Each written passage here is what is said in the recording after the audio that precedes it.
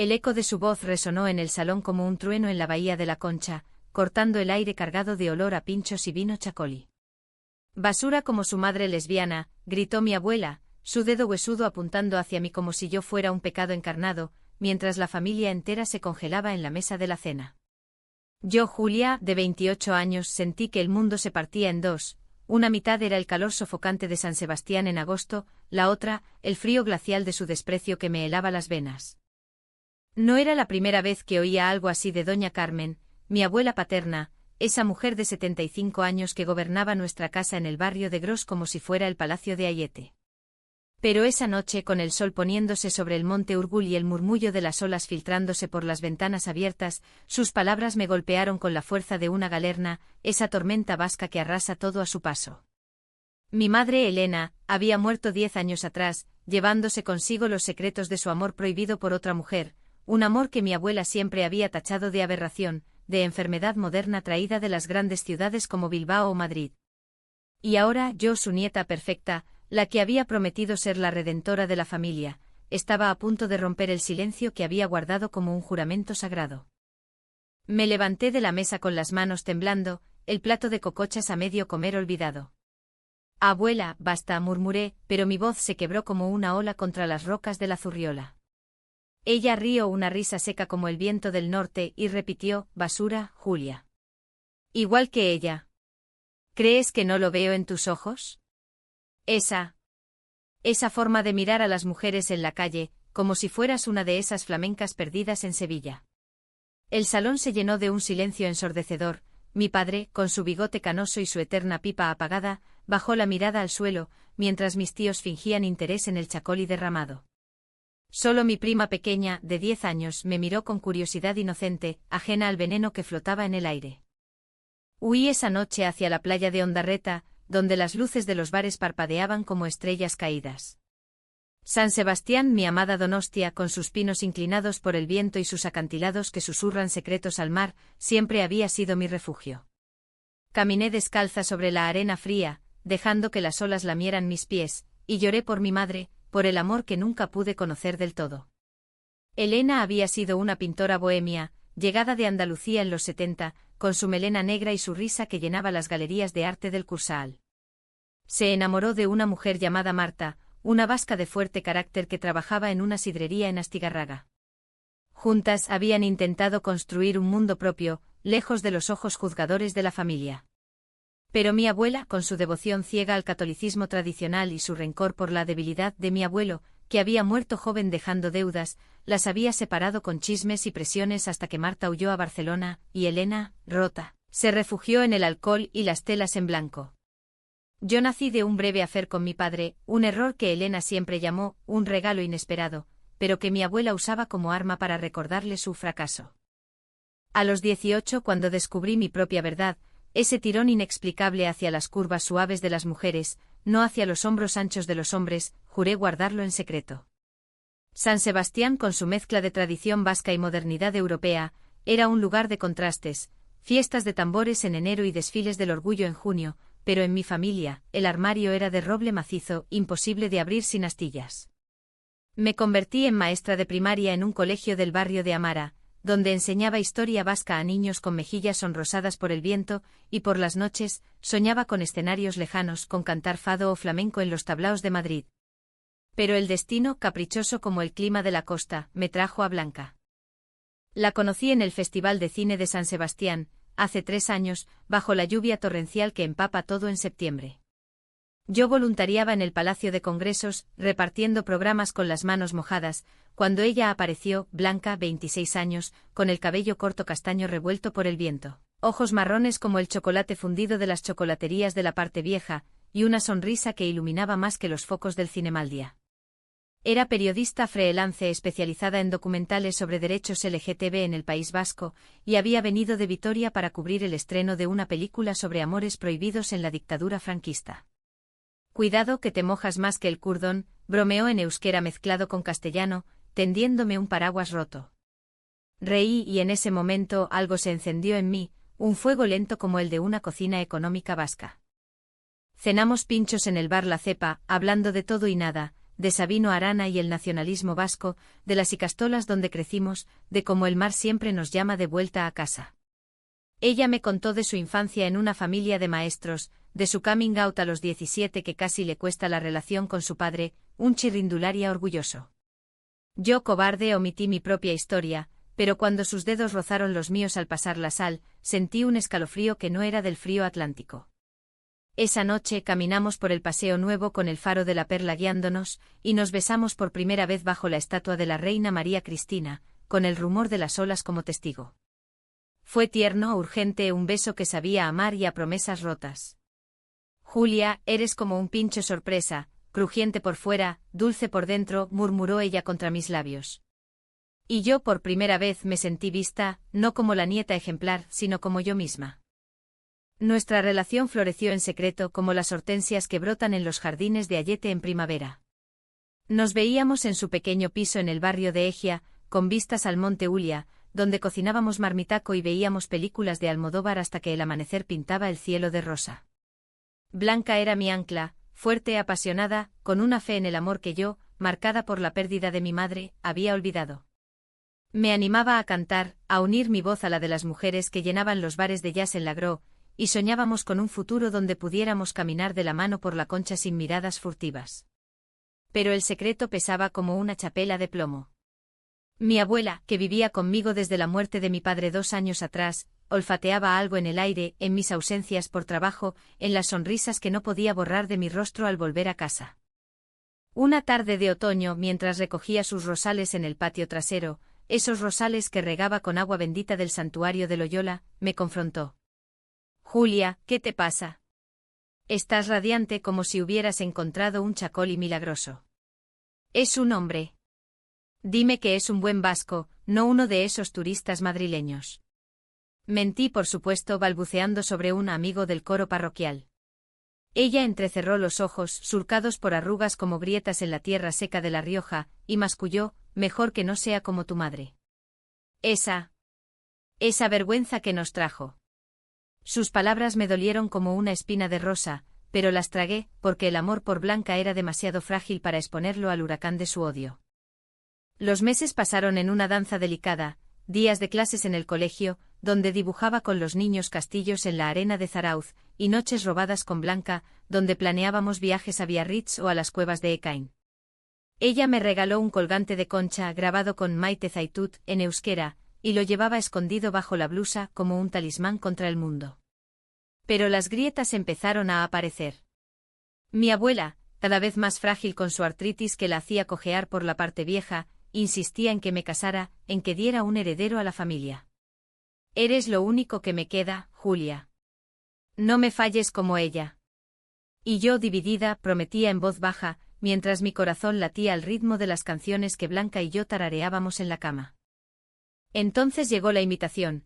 El teatro principal me ofrecía un hueco en su gala de talentos locales, una noche de flamenco y copla vasca para celebrar el día de San Sebastián. Cántalo por nosotras, me dijo Blanca, sus ojos brillando como las luces del peine del viento. Muéstrale al mundo quién eres. Dudé aterrorizada, pero en el fondo sabía que era el momento. Invité a mi familia, incluyendo a mi abuela, pensando que un escenario lleno de aplausos podría derretir el hielo de su corazón. ¡Qué ilusa fui! La víspera de la gala, discutimos. Blanca quería que la presentara como mi pareja, que saliéramos del armario juntas en el after party. Julia, el amor no se esconde como un pincho en una barra. Es para compartirlo como el vino en una boda. Lágrimas rodaron por mis mejillas mientras la abrazaba en su cocina, oliendo a ajo y perejil. No aún, por favor. Mi abuela. Ella me destruiría. Blanca suspiró pero accedió aunque vi la decepción en su rostro como una sombra pasando por el monte Igueldo. Esa noche nos amamos con una ternura desesperada, sabiendo que el mañana traería tormentas.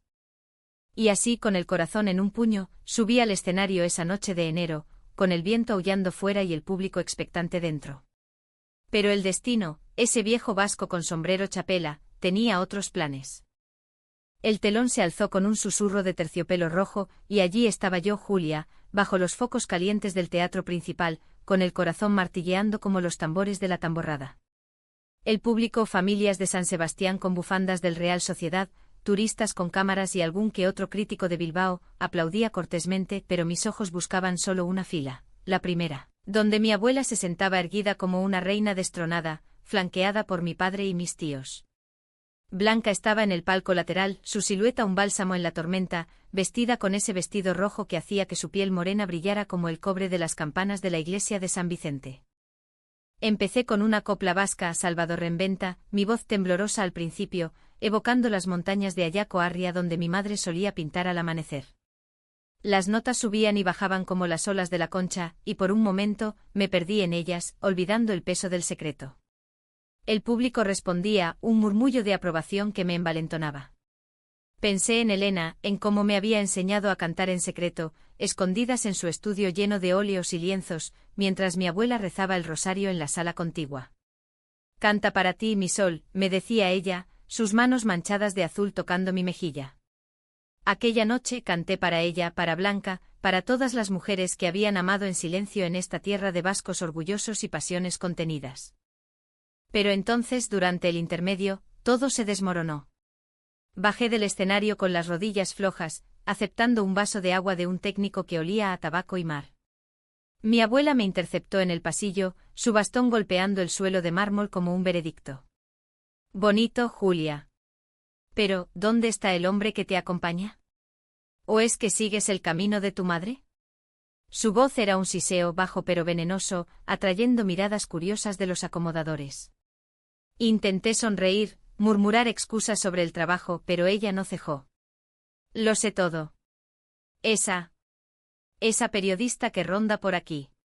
La vi ayer en el mercado de la Brecha, mirándote como una loba.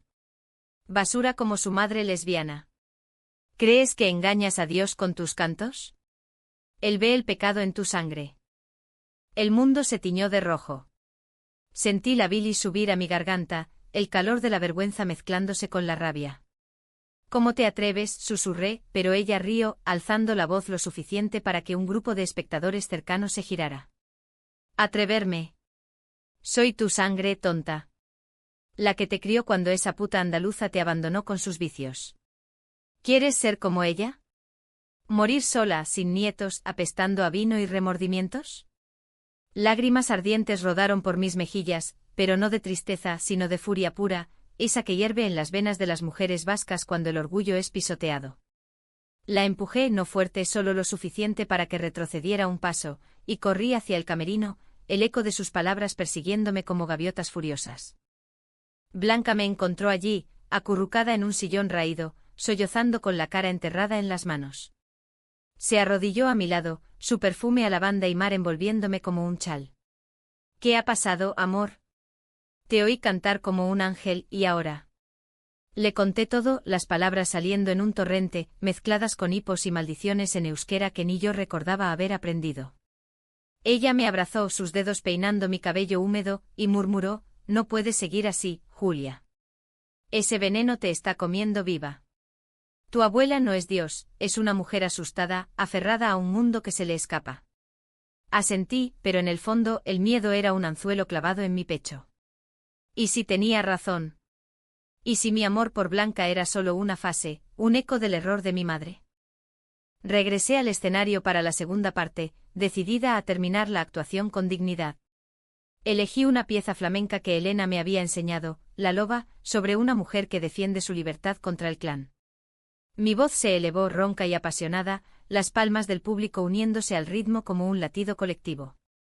Miré a mi abuela directamente desafiándola con cada nota, y por un instante vi un parpadeo en sus ojos, ¿duda? ¿Dolor? Pero entonces durante los aplausos ocurrió lo impensable.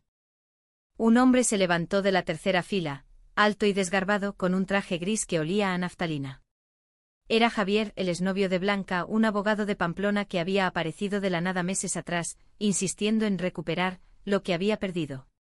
Lo había visto acechando en las sombras, enviando mensajes que Blanca borraba con rabia, pero esa noche, borracho de chacol y barato, gritó Blanca.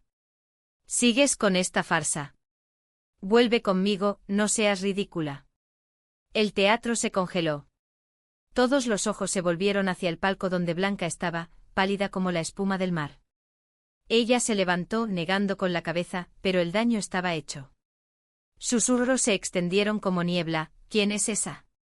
¿La amante de la cantante? Corrí fuera del escenario hacia ella, el corazón desbocado. Javier, cállate. Esto no es sobre ti, espetó Blanca, bajando las escaleras a toda prisa. Pero él la alcanzó agarrándola del brazo con fuerza suficiente para dejar una marca roja. Mírate. Fingiendo ser normal con esta. Está loca. Tu familia en Vitoria se reiría si supieran. Empujé a Javier, mi voz un grito ahogado, suéltala, cabrón. El escándalo atrajo a los acomodadores, que lo arrastraron fuera, pero no antes de que mi abuela, testigo de todo, se levantara con una expresión de triunfo amargo. ¿Lo ves, Julia? Basura atrae basura. Blanca y yo nos refugiamos en el camerino, la puerta cerrada contra el mundo. Ella temblaba, no de frío sino de humillación. Lo siento tanto. Javier. Es un fantasma del pasado. Terminamos hace 2 años porque él no aceptaba quién soy. Pero juré que no volvería. La abracé besando sus lágrimas saladas, pero el secreto se había roto como una ola contra el rompeolas. ¿Y ahora qué? Pregunté, mi voz un hilo. Ella me miró, sus ojos marrones firmes como las raíces de un roble vasco. Ahora luchamos. Juntas. No más escondites.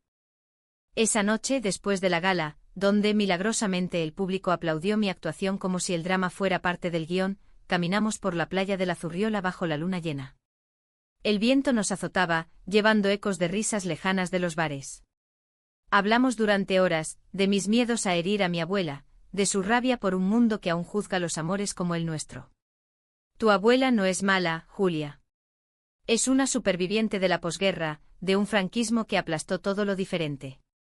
Pero el odio no es herencia, se elige. Sus palabras me calaron hondo como la lluvia fina que empieza a caer. Decidí confrontarla, no con gritos sino con verdad. Al día siguiente en la casa de Gross, con el aroma a café solo y pan tostado con tomate, le hablé. Abuela, lo que viste anoche. Es real. Amo a Blanca. Como mamá amó a Marta. No es basura, es mi vida. Ella se quedó inmóvil, su taza temblando en la mano. Luego, con voz quebrada, dijo, tu madre me rompió el corazón, Julia. Me dejó sola con deudas y un nieto bastardo. Prométeme que no me harás lo mismo. Lágrimas surcaron su rostro arrugado por primera vez, y vi a la niña que había sido, huérfana en la guerra civil, vendiendo flores en las calles de Bilbao para sobrevivir. La abracé, un abrazo torpe, lleno de espinas, pero genuino. No te dejaré sola. Pero no puedo mentirte más. Parecía un armisticio frágil, como la tregua después de una galerna. Blanca se mudó conmigo poco después y por un tiempo la casa se llenó de risas, cenas de bacalao al pil pil, tardes de paseo por el monte Urgul, donde contábamos historias de balleneros vascos. Mi abuela toleraba a Blanca con frialdad cortés, llamándola la amiga periodista, pero notaba los pequeños gestos, una manta sobre sus rodillas en las noches frías, un plato extra de marmitaco. Pensé que el tiempo curaría las heridas, como el mar lima las rocas. Pero los secretos, como las mareas, siempre regresan. Un mes después encontré una carta en el cajón de mi abuela, una misiva amarillenta de Marta, la amante de mi madre, fechada en 1985. Elena, tu suegra me amenazó con contarlo todo a tu familia si no me iba. Lo siento, amor. No mereces esta cárcel. Mi abuela había orquestado la separación, mintiendo durante años sobre la traición de Marta. El shock me dejó sin aliento, confronté a doña Carmen esa misma tarde, la carta temblando en mi mano. ¿Por qué, abuela? ¿Por qué nos robaste la felicidad? Ella lloró un llanto gutural como el de las viudas en Semana Santa. Tenía miedo, Julia. Miedo de que el mundo os destruyera como destruyó a tu abuelo en la mili. Pensé que salvarte era protegerte. Fue el primer paso hacia la verdad, pero el daño estaba hecho. Mi confianza en ella se resquebrajó y en las noches Blanca me consolaba, susurrando promesas de un futuro sin cadenas. Sin embargo, el verdadero conflicto acechaba en las sombras. Javier no se había rendido, contactó a un tabloide local, un periódico sensacionalista de Irún, con exclusivas, sobre el escándalo de la cantante lesbiana de Donostia. Los rumores empezaron a filtrarse, llamadas anónimas al colegio donde enseñaba, miradas en el supermercado de abastos. Y peor aún, mi abuela, en un arrebato de pánico protector, cometió el peor error, llamó a mi tío en Bilbao, un cura conservador, y le contó todo para pedir consejo. Él, en su celo, lo extendió a la familia extendida y pronto, invitaciones a cenas de reconciliación, llegaron con subtítulos de juicio implícito. Blanca, herida por la exposición forzada, empezó a distanciarse. Necesito espacio, Julia. Esto es demasiado. No quiero ser el chivo expiatorio de tu familia. Sus palabras fueron un cuchillo, recordándome el abandono de Marta. Intenté retenerla, cocinando sus favoritos, changurro a la donostiarra, escribiendo canciones para ella en mi cuaderno raído. Pero el abismo se ensanchaba, y en mi soledad, volví a las playas, gritando al mar mis frustraciones como las sirenas de los mitos vascos. El clímax se avecinaba inesperado y cruel, en la forma de una traición que nadie vio venir. Las semanas siguientes fueron un torbellino de niebla y sol intermitente, como el clima traicionero de San Sebastián en febrero. El tabloide publicó su bomba una foto granulosa de Blanca y yo besándonos en el Paseo de la Concha, titulada La nieta rebelde, herencia de pecado o llamado del mar. El artículo destilaba veneno sensacionalista, pintándome como una maestra pervertida, y a Blanca como la seductora foránea. El colegio me suspendió temporalmente pendiente de investigación, y las madres de mis alumnos me miraban con ojos entrecerrados en el mercado, susurrando tras las cestas de congrio fresco. Mi abuela, devastada por el escándalo que ella misma había avivado, se encerró en su habitación, rezando novenas a la Virgen de Guadalupe con velas que goteaban cera sobre el suelo de madera. Intenté hablarle, pero sus respuestas eran monosílabos ahogados en sollozos. Te lo dije, Julia. El mundo nos castiga por desafiarlo. Su culpa era un muro y yo, exhausta, me refugié en Blanca, cuya redacción en Vitoria la bombardeaba con correos de solidaridad que olían a hipocresía. Esto nos hace más fuertes, decía ella, pero sus ojos decían otra cosa: fatiga, duda, el peso de ser el rostro público de mi liberación.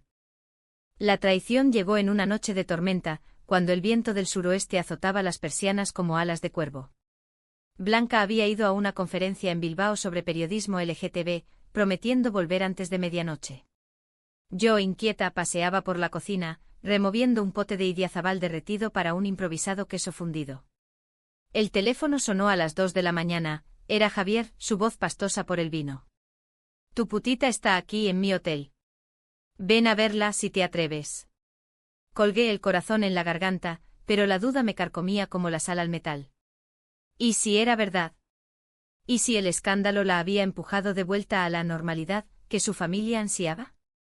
Conduje bajo la lluvia torrencial hacia el Hotel Carlton en el centro de Bilbao, las luces de los rascacielos del Guggenheim reflejándose en los charcos como espejismos rotos. El recepcionista, un vasco de cejas espesas, me miró con lástima al darme la habitación. Subí las escaleras, el pulso retumbando en mis oídos, y abrí la puerta con la llave maestra que Javier había dejado por si acaso. Allí estaba, Blanca, dormida en la cama Kingsize, vestida con su blusa de la conferencia, un vaso de agua en la mesita. Javier, sentado en una silla, sonrió con malicia. Llegaste rápido. ¿Ves? La convencí de venir a hablar.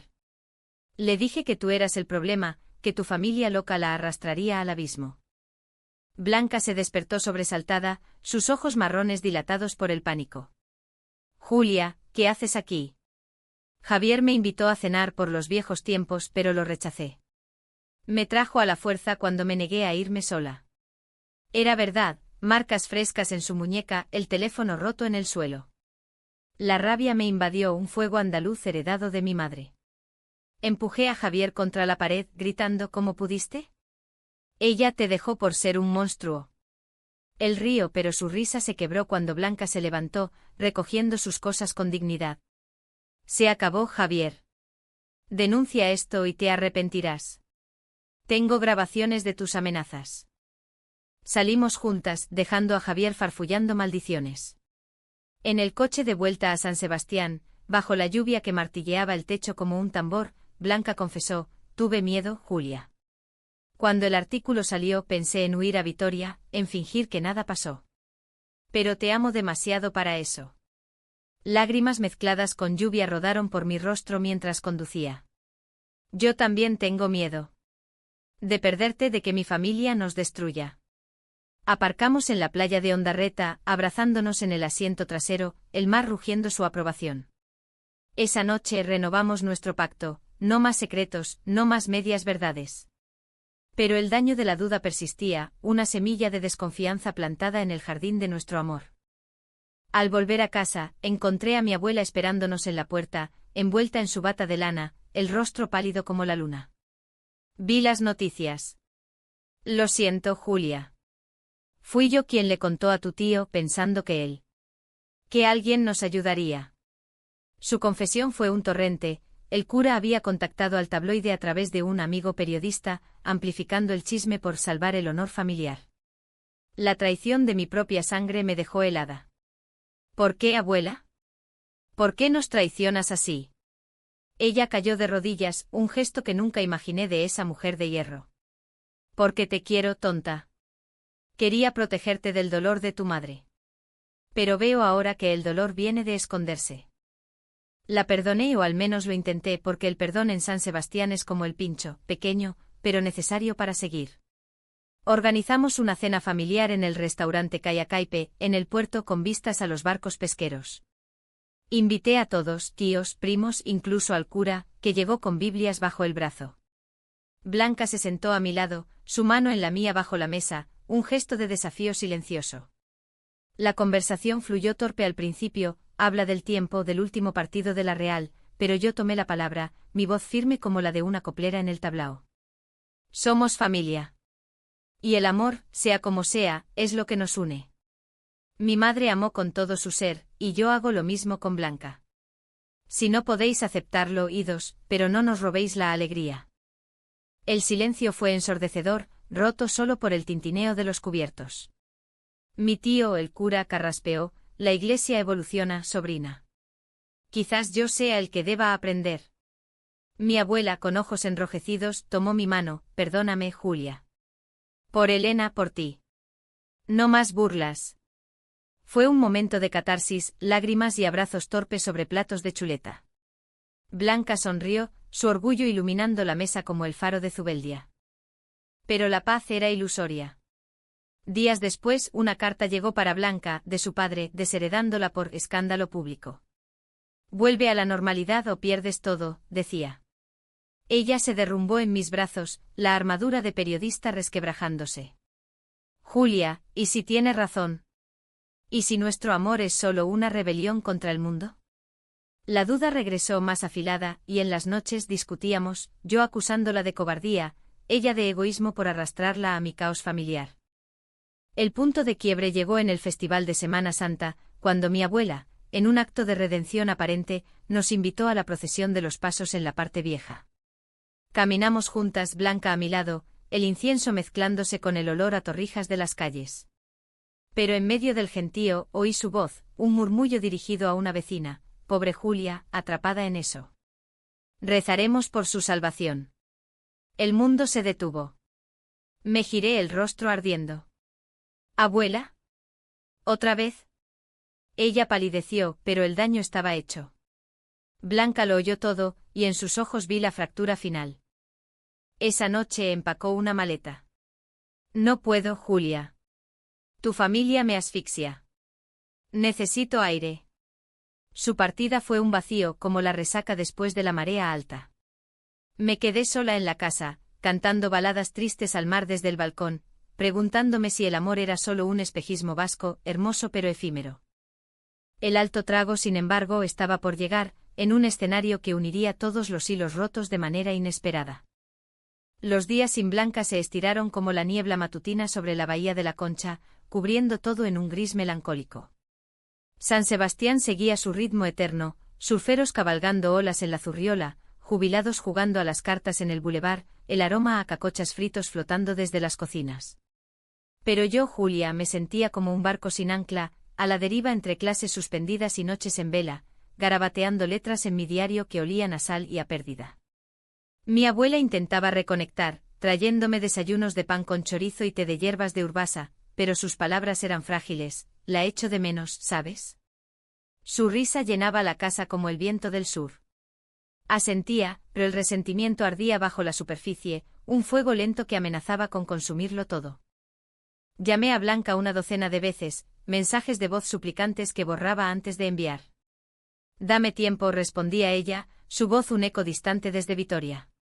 Sabía que estaba lidiando con su padre, un hombre de principios rígidos forjados en la transición democrática, que veía nuestro amor como un retroceso a los años oscuros.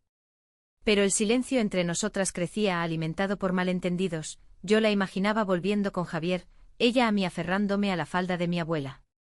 La psicología del amor herido es cruel, transforma la pasión en paranoia, los recuerdos en reproches. La salvación llegó de forma inesperada, envuelta en un sobre dorado, una invitación al Festival Internacional de Música de San Sebastián, no como espectadora, sino como artista principal en la gala de clausura. Tu voz es el alma de Donostia, decía la nota del director, un viejo amigo de mi madre que había visto mi actuación en el teatro principal. Dudé el escenario ahora teñido de amargura, pero algo en mí, quizás el espíritu indomable de Elena, me impulsó a aceptar. Canta por las que no pudieron, me dije imaginando a mi madre aplaudiendo desde algún rincón del más allá. Preparé el repertorio con obsesión, piezas de Rosalía de Castro mezcladas con flamenco contemporáneo, canciones sobre amores prohibidos y redenciones tardías. Mi abuela, en un gesto de paz, se ofreció a coser mi vestido, un traje negro con encaje rojo, evocando las mantillas de las fiestas patronales pero con un corte moderno que Blanca habría aprobado. Para que brilles como la concha al sol, murmuró, sus manos artríticas temblando en la aguja. Le perdoné un poco más en ese momento, viendo en ella no a la tirana, sino a la viuda que había cosido mi primer vestido de comunión. La noche de la gala, el Kursaal bullía de energía, luces LED reflejándose en el mar, celebridades vascas y visitantes de todo el mundo charlando en múltiples lenguas. Invité a mi familia completa, y milagrosamente aceptaron. Blanca. Le envié un mensaje, si vienes será nuestro escenario. Si no, entenderé. No respondió pero en el fondo esperaba. Subí al escenario con el estómago revuelto, el público un mar de rostros anónimos bajo los focos. Empecé con ay pena, penita, mi voz clara y vibrante, tejiendo la historia de una mujer que ama contra viento y marea. Las notas subían cargadas de emoción cruda, y el teatro respondía con un silencio reverente, roto por aplausos espontáneos. Miré a la primera fila, mi abuela, con el chal sobre los hombros, lágrimas brillando en sus ojos. A su lado mi tío el cura asintiendo con una sonrisa tentativa. Y entonces en el palco derecho la vi, Blanca con un vestido azul noche, sus ojos marrones fijos en mí como faros en la tormenta. El clímax llegó con la pieza final, una composición propia titulada Herencia de mar, una balada que contaba mi historia, la burla de la abuela, el amor secreto, la traición de Javier, el adiós de mi madre. Canté con el alma expuesta, palabras en castellano y euskera entrelazadas. No soy basura, abuela, soy yo la que rompe barra diagonal amor que no se esconde, fuego que no se apaga barra diagonal por Elena, por Blanca, por nosotras que amamos.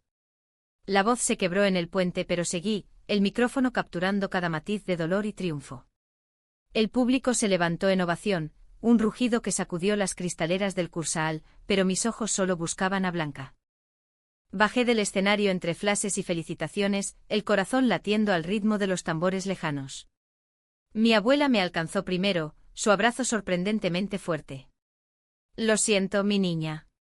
Basura fue mi miedo hablando, no mi corazón. Tu madre estaría orgullosa. ¿Y yo? Yo también. Lágrimas mojaron mi hombro, un bálsamo después de años de sequía emocional. La abracé de vuelta susurrando, somos familia, abuela. Con todo y nuestras grietas. Blanca esperó hasta el final, en el lobby con vistas al Mar Negro. Tu canción. Fue por nosotras, dijo su voz temblorosa. Asentí, el colgante de concha aún en mi cuello. Sí. Y por ti, siempre. La duda de las semanas pasadas se disipó en ese instante, nos besamos allí, a la vista de todos, un beso profundo y público que sabía a redención. El mundo no se acabó, hubo murmullos, alguna mirada ceñuda, pero el aplauso de mi familia cercana ahogó el ruido. Mi tío incluso levantó su copa de cava, por el amor verdadero, sea cual sea su forma. Los meses siguientes trajeron sanación lenta, como el goteo de una fuente en el jardín de Miramar. Blanca volvió esta vez para quedarse y juntas reformamos la casa, quitamos el crucifijo polvoriento de la sala, colgamos fotos de Elena y Marta en la pared, plantamos hortensias en el patio. Mi abuela, con 80 menos un año de sabiduría ganada, empezó a leer libros sobre historia LGTB que Blanca le prestaba, comentándolos con gruñidos iniciales que se tornaban en preguntas curiosas. En mis tiempos todo era pecado. Ahora, quizás el pecado sea el silencio. Volví al colegio donde las madres me recibieron con abrazos y pinchos caseros. El director, un vasco progresista, desestimó las quejas como chismes de puerto. Blanca publicó un documental sobre amores ocultos en el País Vasco con mi historia como hilo conductor, anónima al principio, pero yo insistí en mi nombre. Se proyectó en el Cinemaldia ganando aplausos y, lo más importante, conversaciones en las sidrerías de Astigarraga. No todo fue perfecto. Javier enfrentó cargos por acoso, un cierre amargo que Blanca celebró con una botella de pacharán. El padre de Blanca tardó un año en llamar, su voz ronca pidiendo perdón en una cena en Vitoria, donde comimos chuletillas al chominero y lloramos sobre el pastel de nueces. Mi abuela, en su lecho de muerte 2 años después, paz en su rostro como nunca vi, me tomó la mano y susurró: «Cuida a tu loba, Julia. Y dile a Elena que la perdono». Murió viendo el mar desde la ventana, con Blanca a su lado recitando una oración laica. Hoy, en la quietud de la mañana, Blanca y yo caminamos por el monte Urgul, nuestras manos entrelazadas sin miedo. San Sebastián nos acuna, el viento susurra secretos vascos, las olas aplauden nuestras pisadas. Nuestro amor no es un cuento de hadas, sino una epopeya humana con tormentas, traiciones, pero también con la fuerza de las raíces que se hunden en la tierra salada. He aprendido que la familia no es sangre sola, sino elección, que el perdón es un acto diario como regar los rosales, y que el amor, en su forma más pura, es un escenario donde todas cantamos sin burlas ni secretos. Y si alguien pregunta por la basura, solo sonrío y digo: eso era el miedo. Ahora, somos mar.